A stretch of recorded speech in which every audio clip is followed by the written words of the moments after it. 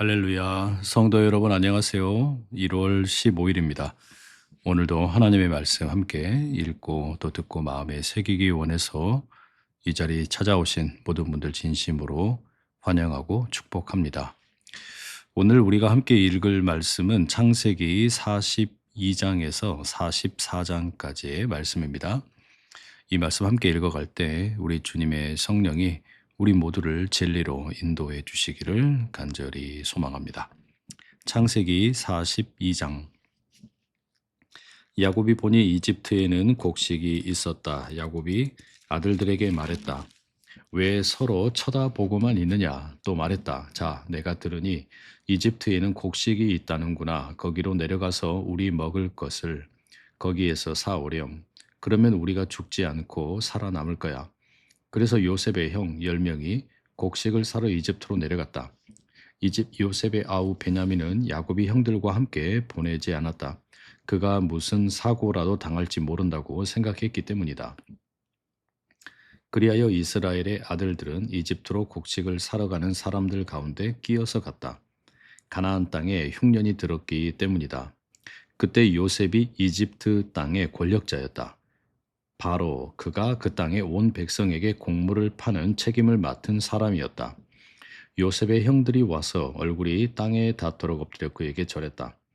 요셉은 형들을 보자 곧바로 알아보았다. 그렇지만 형들에게 낯선 사람처럼 굴면서 딱딱한 말투로 형들과 이야기를 나누었다. 요셉이 형들에게 물었다. 그대들은 어디에서 왔소? 형들이 대답했다. 가나안 땅에서 왔습니다. 식량을 사려고요. 요셉은 형들을 알아보았지만 형들은 그를 알아보지 못했다. 요셉은 형들에 대해 꾸었던 꿈들을 기억하고는 형들에게 말했다. 그대들은 이 나라의 빈틈을 살피러 온 첩자요. 형들이 요셉에게 말했다. 아닙니다, 총리님. 총리님의 종들인 저희는 식량을 사러 왔을 따름입니다. 저희는 모두 한 사람의 아들입니다. 저희는 진실한 사람들입니다. 총리님의 종들인 저희는 첩자였던 적이 없습니다. 요셉이 형들에게 말했다. 아니요. 그대들은 이 나라의 빈틈을 살피러 온 것이요. 형들이 말했다. 총리님의 종들인 저희는 12형제였습니다. 가나안 땅에 사는 한 사람의 아들들입니다. 그런데 막내는 지금 아버지와 함께 있고 다른 하나는 없어졌습니다. 요셉이 형들에게 말했다. 내가 그대들에게 한 말 그대로 그대들은 첩자요. 그대들은 이렇게 검증하겠소. 파라오께서 살아계심을 걸고 분명히 말하오. 그대들의 막내 아우가 이리로 오지 않고서는 그대들이 여기서 나갈 수 없소. 그대들 가운데서 한 사람을 내보내어 아우를 데려오게 하시오. 나머지는 붙잡아 둘 것이오. 그대들의 말이 사실인지 검증해 보려는 것이오. 사실이 아니면 파라오께서 살아계심을 걸고 분명히 말하지만 그대들은 첩자요. 요셉은 형들을 3일 동안 함께 가두어 두었다. 3일째 되는 날에 요셉이 형들에게 말했다. 이렇게 하시오. 그러면 살아서 나갈 것이오. 하나님을 나는 두려워하기 때문이요. 그대들이 진실한 사람들이라면 형제들 가운데 한 사람을 여기 감옥에 남겨두시오. 나머지는 식구들의 허기를 달랠 곡식을 가지고 가시오. 그러고는 막내 아우를 내게로 데려와야 하오. 그러면 그대들의 말을 믿을 것이고 그대들은 죽지 않을 것이오. 형들은 그렇게 하기로 했다. 형들이 서로 말했다. 그래, 우리가 아우에게 잘못해서 벌 받는 거야. 살려달라고 그 아이가 우리에게 애처롭게 빌었어. 그 마음이 얼마나 어려운지 보고서도 우리는 들어주지 않았어. 그래서 이런 어려움이 우리에게 닥친 거야. 르우벤이 그들에게 말했다. 그 아이한테 잘못을 저지르지 말라고 내가 너희에게 말하지 않았니? 그런데 너희는 듣지 않았어. 그 아이의 핏값도. 이제 우리가 치르게 된 거야. 형들은 요셉이 알아듣고 있는 줄 알지 못했다. 그들 사이에 통역하는 사람을 두었기 때문이다. 요셉은 형들에게서 물러나서 울었다. 그러고 나서 그들에게로 돌아와 더 이야기를 나누고는 형들 가운데서 시므온을 붙잡아 다른 형들의 눈앞에서 묶었다. 요셉이 명령을 내렸다. 형들의 그릇에 곡식을 가득 담고 돈은 각자의 거친 천자루에 도로 넣고 길에서 먹을 것도 주라고 했다. 시킨 대로 했다. 형들은 곡식을 나귀에 싣고 그곳을 떠났다. 밤을 보낼 숙소에서 형들 가운데 한 사람이 나귀에게 여물을 주려고 자루를 열었다. 그런데 자신의 돈이 보였다. 어이쿠. 그 돈이 자루 입구에 있는 것이 아닌가? 그가 형제들에게 말했다. 내 돈이 도로 들어 있어. 이봐, 내 자루 속에 있잖아. 그들은 심장이 덜컥 내려앉았다.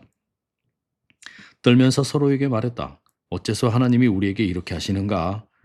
그들은 가나안 땅에 계시는 아버지 야곱에게 가서 자신들에게 일어난 일을 다 말했다. 이집트의 통치자라는 사람이 딱딱한 말투로 우리와 이야기를 나누었어요. 그가 우리를 그 땅에 첩자로 몰아붙였어요. 그래서 우리가 그에게 말했어요. 저희는 진실한 사람들입니다. 첩자였던 적이 없습니다. 저희는 12형제로 한 아버지의 자식들입니다. 하나는 없어졌고 막내 아우는 지금 아버지와 함께 가나안에 있습니다. 이집트의 통치자라는 사람이 그러더군요. 이렇게 하면 그대들이 진실한 사람인 줄 알겠소. 형제들 가운데서 한 사람을 나에게 남겨두고 나머지는 식구들의 허기를 달랠 곡식을 가지고 가시오. 그러고는 그대들의 막내 아우를 나에게 데려오시오. 그러면 그대들이 첩자가 아니고 진실한 사람인 줄 알겠소. 그대들의 형제도 그대들에게 내어주겠소. 그대들이 이 땅을 두루 다닐 수도 있을 것이오. 그들이 자신들의 자루를 비웠는데 저마다의 자루에 자기들의 돈주머니가 들어있는 것이 아닌가. 그들은 돈주머니를 보고서 두려워했다. 아버지도 두려워했다. 아버지 야곱이 말했다. 너희가 나에게서 자식을 앗아가는구나. 요셉도 없고 시므온도 없는데 이제 베냐민마저 빼앗아 가려고 하는구나. 나한테 이 모든 일이 닥치는구나. 루벤이 아버지에게 말했다. 제가 베냐민을 아버지께 데려오지 못하면 제 아들 둘을 죽이셔도 좋습니다. 그 아이를 제 손에 맡겨 주십시오. 제가 틀림없이 아버지께 다시 데려오겠습니다. 야곱이 말했다. 내 아들은 너희와 함께 내려갈 수 없다. 그 아이의 형은 죽었고 그 아이 혼자만 남았다. 그런데 너희가 다녀오는 길에서 그 아이에게 무슨 사고라도 생긴다고 해봐라. 그러면 너희는 머리가 하얗게 센 나를 괴로움 가운데 스올 죽은 사람들의 나라로 데려가게 만드는 것이다. 아멘. 43장입니다. 그 땅에 큰 흉년이 들었다. 이집트에서 가져온 곡식을 다 먹자 아버지가 아들들에게 말했다. 우리 먹을 양식을 조금이라도 다시 사오렴. 유다가 아버지의 말씀을 받았다. 그 사람이 저희에게 단단히 경고하더군요. 그대들의 아우가 그대들과 함께 오지 않는다면 그대들은 나의 얼굴을 보지 못할 것이요. 아버지께서 아우를 저희와 함께 보내주시면 저희가 내려가서 아버지 드실 양식을 사오겠습니다. 아우를 보내주시지 않으면 저희도 내려가지 않겠습니다. 그 사람이 말했거든요. 그대들의 아우가 그대들과 함께 오지 않는다면 그대들은 나의 얼굴을 보지 못할 것이요 라고요. 이스라엘이 말했다. 어째서 그 사람한테 너희에게 아우가 하나 더 있다고 이야기해서 나를 괴롭히느냐? 아들들이 대답했다. 그 사람이 우리와 우리 가족에 대해 꼬치 묻더라고요. 그대들의 아버지는 아직 살아 계시오. 그대들에게 형제가 더 있어. 그래서 이런 여러 말에 맞추어 이야기해 주었지요. 그가 그대들의 아우와 함께 내려오시오 라고 말할 줄 저희가 어떻게 알았겠어요. 유다가 아버지 이스라엘에게 말했다. 그 아이를 저와 함께 보내주십시오. 그러면 저희가 일어나 가겠습니다. 그래야 우리가 죽지 않고 살 수 있습니다. 저희도 아버지도 저희 어린 것들도요. 제가 그 아이를 책임지겠습니다. 저에게 책임을 물으십시오. 제가 그 아이를 아버지께 데려와 아버지 앞에 서게 하지 못하면 아버지께 평생 그 죗값을 치르겠습니다. 우리가 머뭇거리지 않았으면 지금 2번은 더 다녀왔을 겁니다. 그들에게 그들의 아버지 이스라엘이 말했다.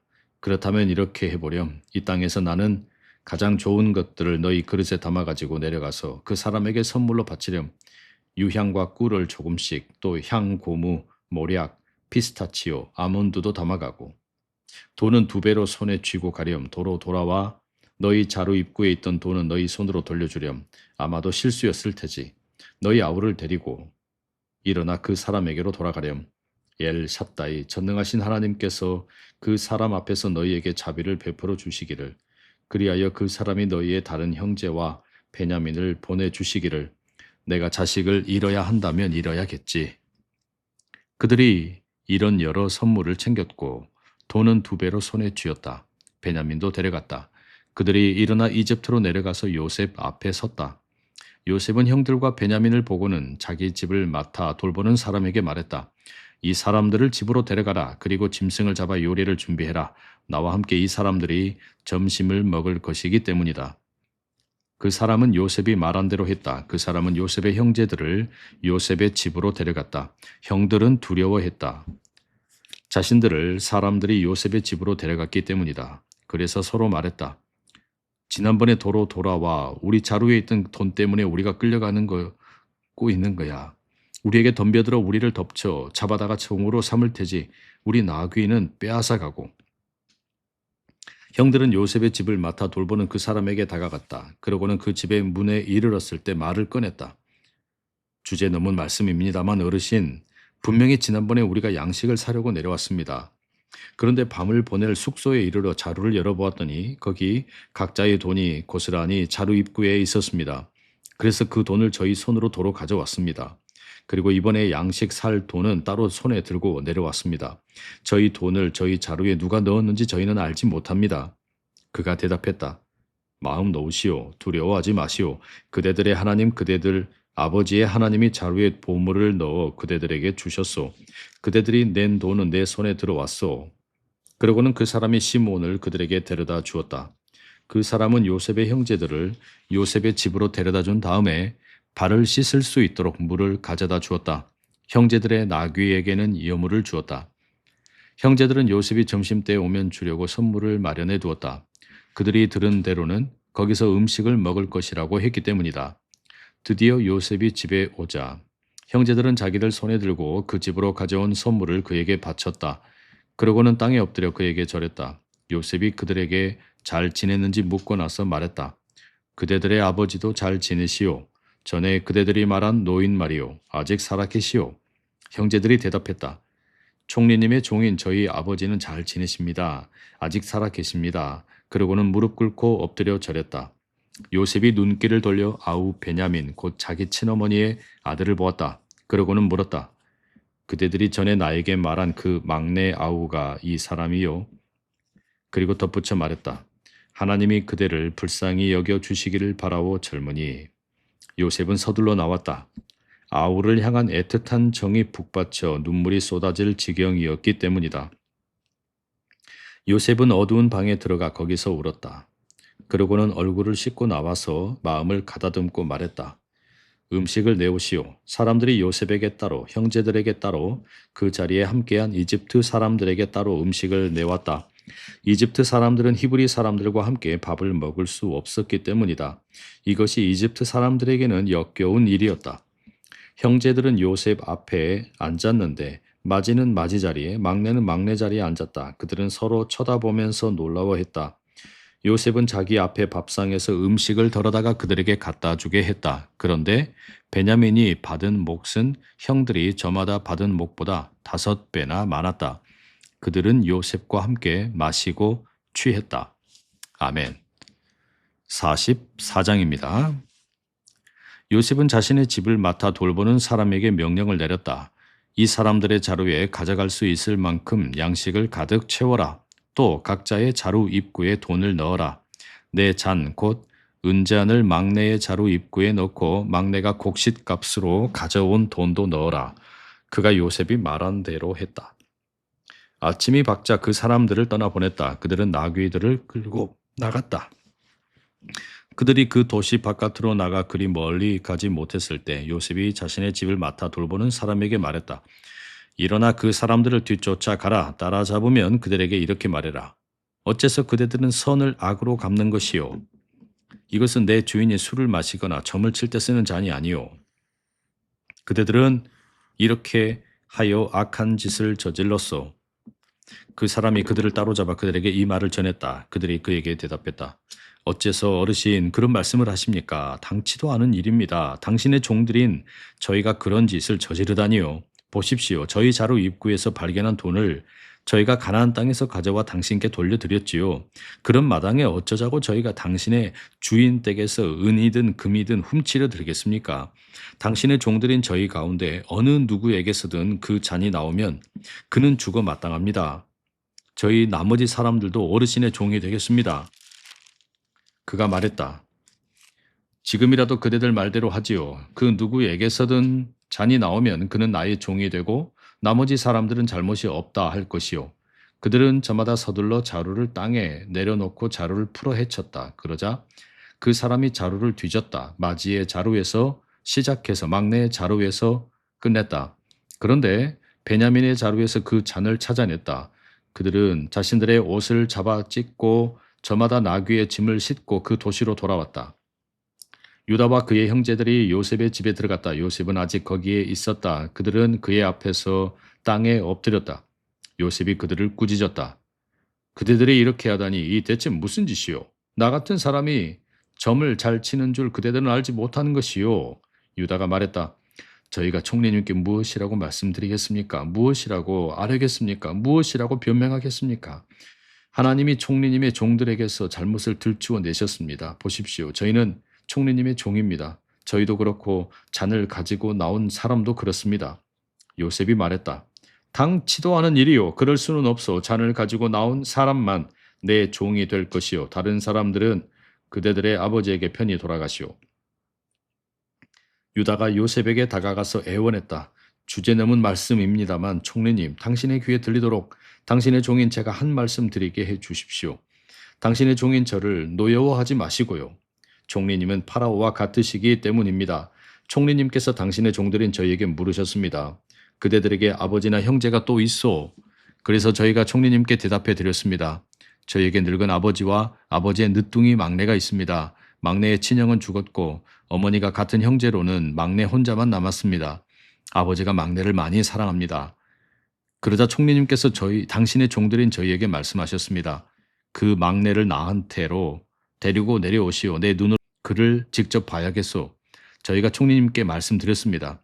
그 아이는 아버지를 떠나올 수 없습니다. 그가 아버지를 떠나면 아버지가 죽을 것입니다. 총리님께서 당신의 종들인 저희에게 또 말씀하셨습니다. 그대들의 막내 아우가 그대들과 함께 내려오지 않으면 그대들이 나의 얼굴을 다시는 보지 못할 것이요. 그래서 저희가 올라가서 총리님의 종인 저희 아버지에게 총리님의 말씀을 전했습니다. 아버지가 말했습니다. 우리가 먹을 양식을 조금이라도 다시 사오렴. 저희는 대답했습니다. 내려갈 수 없습니다. 막내 아우와 함께라면 가겠습니다. 막내 아우와 함께가 아니라면 저희가 그 사람의 얼굴을 다시 볼 수 없으니까요. 당신의 종인 저희 아버지가 저희에게 말했습니다. 너희가 알다시피 내 아내가 나에게 아들 둘을 낳아 주었다. 그런데 하나는 나를 떠나가 버렸지. 못된 짐승이 그를 갈기갈기 찢어버린 것이 틀림없어. 지금까지 그 아이를 보지 못했다.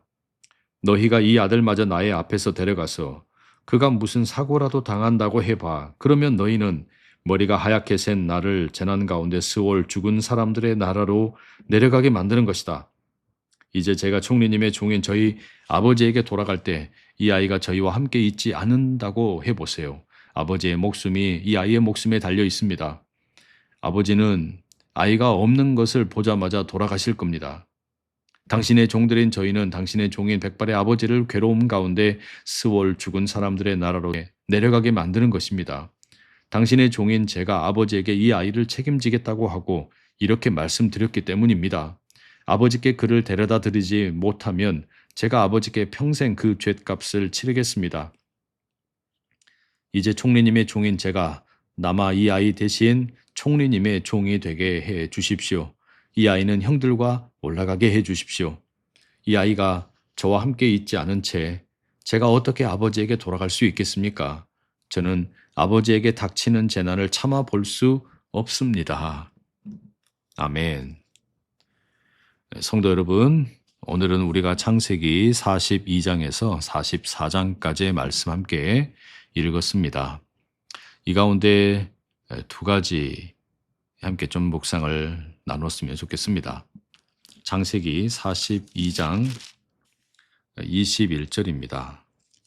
창세기 42장에 21절에 이런 표현이 있죠. 형들이 서로 말했다. 그래야 우리가 아우에게 잘못해서 벌받는 거야. 살려달라고 그 아이가 우리에게 애처롭게 빌었어. 그 마음이 얼마나 어려운지 보고서도 우리는 들어주지 않았어. 그래서 이런 어려움이 우리에게 닥친 거야. 성도 여러분, 형제들은 요셉을 만났을 때 알아보지 못하지만 요셉은 형제들을 알아봅니다. 이 과정에서 하나님은 형제들의 내면 곧 오래 묻어두었던 죄책감을 끌어올리십니다. 때때로 고난이라고 하는 것은 단순한 벌이 아니라 기억을 회복시키는 도구일 수 있습니다. 하나님은 죄를 잊게 하시는 분이 아니라 회개를 위해 기억나게 하시는 분입니다. 내 삶에 반복되는 불안과 막힘은 혹시 내가 외면했던 양심의 소리는 아닌지 돌아보게 합니다. 여러분에게 혹시 그런 것은 있지 않는지 묵상하는 그런 시간이 되시면 좋겠습니다. 아울러 두 번째, 창세기 44장 33절입니다. 이런 말씀이 기록되어 있죠. 이제 총리님의 종인 제가 남아 이 아이 대신 총리님의 종이 되게 해 주십시오. 창세기 44장 유다의 이 말씀은 대신해서 책임을 지겠다라는 참 놀라운 변화를 담고 있습니다. 과거에 요셉을 팔아넘겼던 유다가 이제는 베냐민을 대신해서 종이 되겠다라고 말합니다. 이것은 단순한 감정의 표현이 아니고 존재의 변화입니다. 회개의 진정성은 언제나 말이 아니라 대신 책임을 짊어지려는 태도에서 드러납니다. 나만 살면 된다라고 하는 자세에서 내가 대신하겠다, 베냐민을 대신하겠다, 이런 모습으로 유다가 변화하게 되죠. 이와 같이 책임지는 유다의 모습이 훗날 세상 모든 죄를 대신 지시는 유다 지파의 후손으로 오신 예수 그리스도를 통해 잘 나타나게 됩니다. 오늘 여러분, 우리는 과연 무엇을 대신하려고 하는지, 우리는 누구의 어려움이나 아픔이나 상처를 대신하려고 하는지, 특히 내가 중보 기도 사역을 통해서 대신할 수 있는 것은 무엇이 있는지 묵상하는 그런 시간이 될 수 있으면 좋겠습니다. 오늘도 하나님의 말씀 함께 읽고 또 듣고 마음에 새겨주셔서 감사합니다. 남은 하루도 행복하시고 내일 더 멋진 모습으로 만나 뵙겠습니다. 사랑하고 축복합니다.